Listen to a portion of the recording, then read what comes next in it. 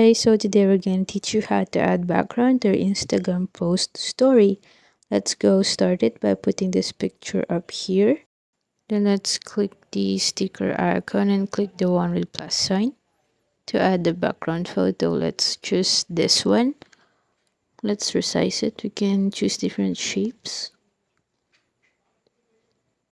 Then let's zoom it to make it a bit bigger. Be sure that you can still see the earlier post up here.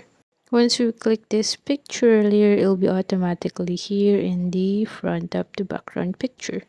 Let's just adjust this picture, resize it a bit, and adjust it to our post. Once it's settled, then we're all done here. Just click your story, then it will be automatically posted to your Instagram account. So let's go click here and check, and now it's uploading. Now that it's done, it will be automatically posted to your Instagram post story.